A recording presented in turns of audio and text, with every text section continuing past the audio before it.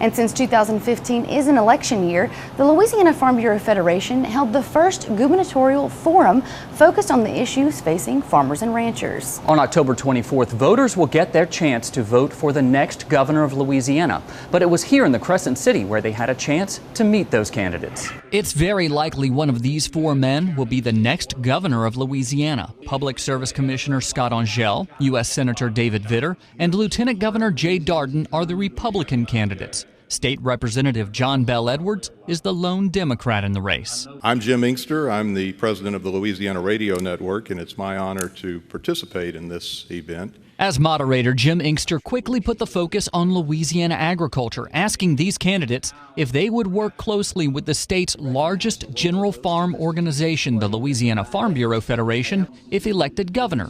Vitter pointed to his past interaction with Farm Bureau. There's not a visit the Farm Bureau makes to Congress that I don't personally sit down with your representatives. That includes the great Young Farmers Program. Every time they come up to talk about key federal issues, I don't send an aide, I don't send an intern. I personally sit down and spend time, and I've always done that. Angel also pointed out his past record working with Farm Bureau as a local elected official and as Secretary of Natural Resources. Clearly, with 28,000 farmers and ranchers covering 28 million acres, it's important to the Louisiana economy, and it needs to be important to the Chief Executive Officer of the state.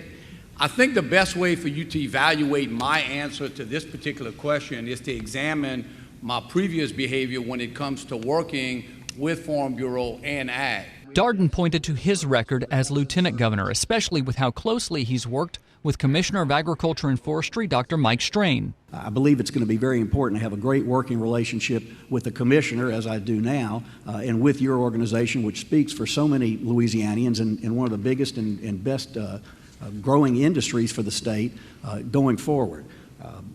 There will be a contact, obviously, that somebody will be able to reach on agricultural matters, and I also intend to take the governor's office to you. I'm going to have office hours in various cities across Louisiana. Edwards said he, too, would have a point of contact for agricultural issues and would consult with Farm Bureau before making decisions. I will have someone in the governor's office who will serve as a point of contact, a conduit of information flow to and from the governor's office on agricultural matters.